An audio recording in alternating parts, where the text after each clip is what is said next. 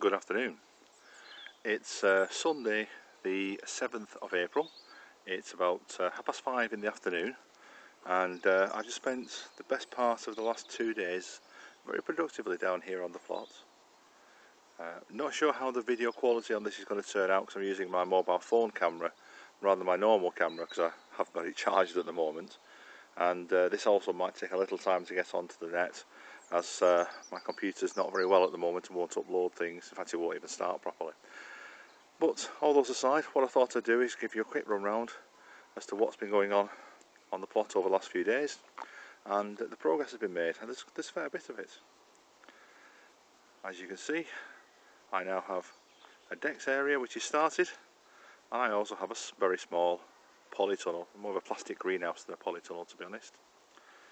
I've also managed to acquire myself a table and 4 chairs from Freecycle. Not in the best condition, admittedly, but you don't really want that on the plot. If anyone comes on looking for something, they won't want to take these, believe me. But they're perfectly adequate for what I need.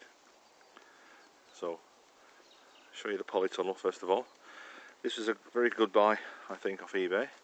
The whole thing itself only came to £42, including postage. I've sunk broom handles into the ground, as you can see, and then gaffer tape them to the frame to give it a nice bit of stability on all 6 legs.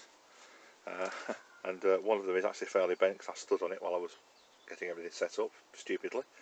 And with my weight, of course, it bent quite badly. So this leg has been well supported, so hopefully it'll be fine. I mean, I realise a £40 polytunnel isn't going to be brilliant, but I'm not certain whether I want a polytunnel or a greenhouse, and before plumping for one or the other and spending lots of money, I've got the opportunity to get this cheap. So if it lasts a season, I can then decide whether or not I want to keep a polytunnel or whether I want to go for the big thing and go for a greenhouse, or if it does last more than a season, I'll be very happy with it. Now, the temperature differences I've noticed through the day have been quite significant. Now, let's see, here's a thermometer, so you can see this on there. But that's saying that inside is 12 degrees, outside is 10 degrees at the moment. And I say it's 5:30 and the sun's gone in, so a 2-degree difference. Through the day, it's been about the same sort of difference as well. When we had the doors closed, then it was absolutely roasting it out when I was getting all the taping and the whatever done. Right, the decking area, just started it. The first 3 boards are on. They were on at the end of last week, but it was after I did my last video. I'm going to get more boards as we go through and slowly but surely build it up. And most satisfying for me this week, to be fair, the pond. I've repaired the hole. There was a lovely V-shaped hole in the bottom where some of the local kids, when breaking the ice over the winter, have stabbed through with a piece of wood and gone straight through into the bottom. I've repaired the hole. I've covered it with 3 separate pieces of plastic, which have been glued into place with a waterproof super glue, if you like, and hopefully now this will allow the frogs that are living underneath that stone at the corner. There's 3 huge frogs underneath that corner, and I'm hoping they will come out now when the water's in here. They're a bit more protected from the frosts, and we might get a bit of breeding going on. I might have some frog spawning here when I come back next time.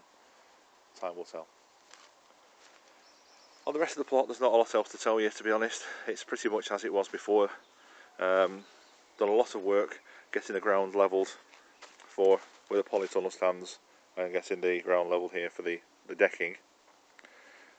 And on the far side of the polytunnel, I put some more black plastic down, well, weed fabric rather, not black plastic, just to cover the area that I've rotivated to level it, because this was very up and down hilly, everything. The plan, I think, is to put a small bed close to the polytunnel itself, maybe 2 foot wide, have like a 1 foot path between it, another 2 foot bed, and then put a shed alongside it. So we're talking really 6 foot wide shed, 11 feet I'm going over to there, so it's probably going to take me to the edge of where the pile of wood is there.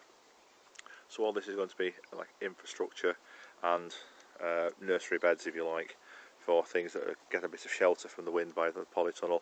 They'll still get plenty of sun, plenty of light, so hopefully that should be a reasonable idea.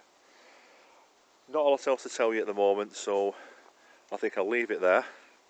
5-minute video, short for me, but at the moment there's not a huge amount been going on because a lot of the work has been done on putting this big beastie up.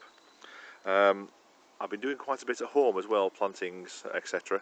So I might give you a little run around those, a separate video later. But anyway, that's all for now. Thanks for watching.